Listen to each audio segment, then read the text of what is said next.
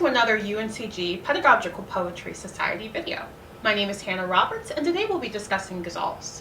I'll begin with a brief definition, get into the history of Ghazals, and then offer some tips on approaching teaching Ghazals in the classroom. So I'll begin with the holistic definition of the genre. We'll look at some of the general traits and characteristics, and then we'll get to the nuts and bolts and look at specific terms. Ghazals are traditionally sung and often address matters of love, longing, loss, mourning, and contemplation. Moreover, when sung, ghazals elicit an emotional response from listeners that corresponds with the poem's emotional theme. This performance is known as the Ghazal Gayaki and remains popular in contemporary Southeastern Asian culture. At the same time, it is worth noting that some contemporary ghazals deviate from this dynamic. More specifically, some iterations create a sense of distance between the reader-listener and the speaker-poet. I'll discuss this idea in more detail later on in the video. Now, I'll discuss the general structure of traditional ghazals. Originally written in Arabic verse, ghazals are composed of 5 to 15 couplets. Traditionally, each couplet maintains the same meter and each line of the poem is the same length. Repetition is another key component of traditional ghazals. Throughout the poems, the same word or phrase is repeated at the end of each couplet. For example, in Ghazal for the Man I Once Was by Kaffia Akbar, each couplet not only ends with the word that, each couplet also ends with the phrase like that. This word and or phrase is known as a radif. In traditional Iranian culture, a radif is a component of the Iranian oral tradition. It is a collection of melodies that are passed down through the embodied act of singing or listening. Thus, the radif and the Ghazal Gayaki are collective components of Iran's oral culture. Correspondingly, in ghazals, the radif is syntactically passed down throughout the poem. It establishes a pattern at the end of the first couplet that persists through the poem despite differences in subject matter between lines.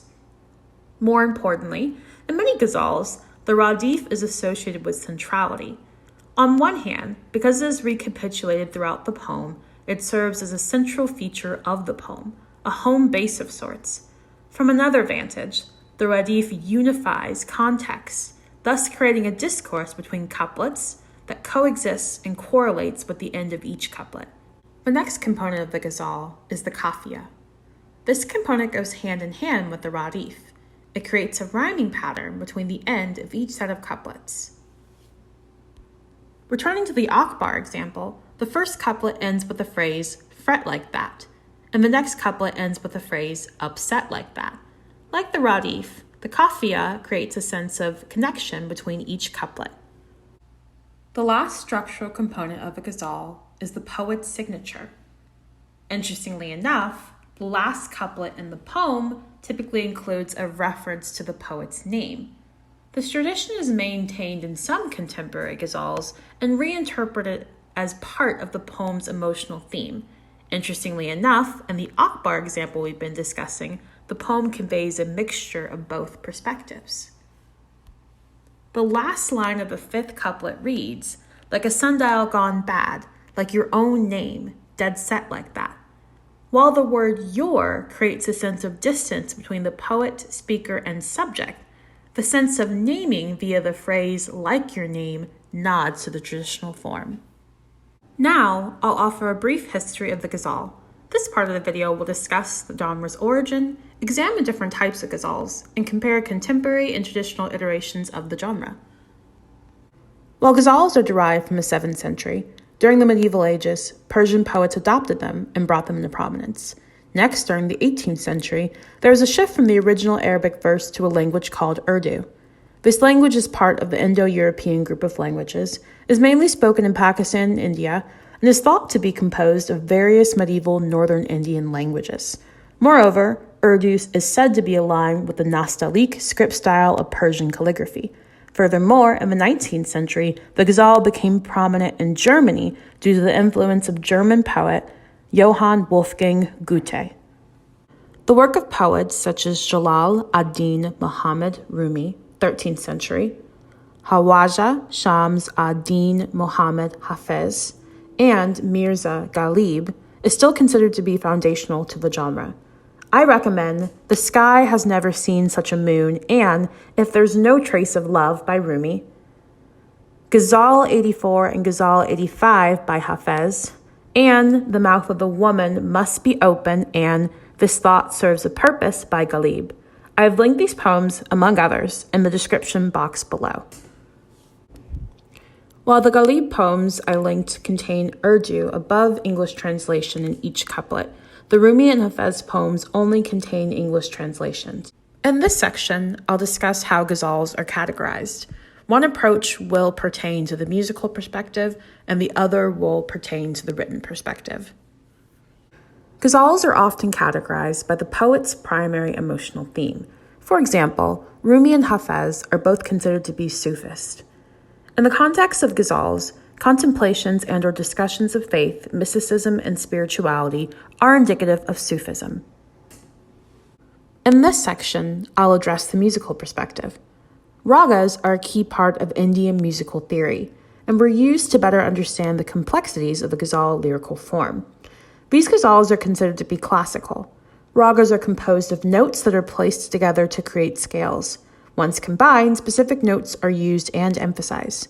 On the other hand, Ghazals allow more freedom in regard to form and are part of the Hindustani musical form.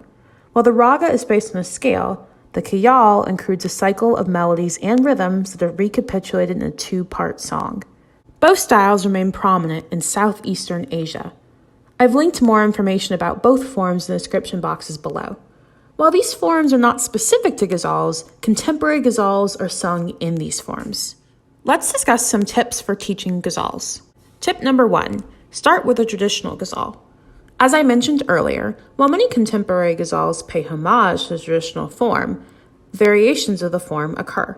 Starting with a traditional ghazal and then introducing contemporary ghazals will give students the tools to notice and make inferences about differences. Tip number 2, use a noticing approach. Remember, rhetoric offers form and terminology for content that already exists. Therefore, before introducing all of the specifics of a ghazal, give your students time to make observations that may align with the term's definitions. Tip number 3, teach the specifics and draw upon your students' observations as you teach. This approach will teach synthesis, the combination of summary and analysis. Tip number 4, teach a contemporary ghazal. I've linked some options below that I've used for my students. While teaching, challenge students to really examine the implications of each aspect of the structure. Tip number 5, allow students to make connections between traditional and contemporary ghazals. While some contemporary ghazals may pay homage, while others deviate, when comparing, ask students to notice differences and, more importantly, to examine what those differences imply. Lastly, tip number 6. Since many components of the ghazals are inherently musical, play a video of a ghazal being sung and/or a Ghazal Gayaki. I've linked some below. Thank you again for tuning in to another UNCG Pedagogical Poetry Society video.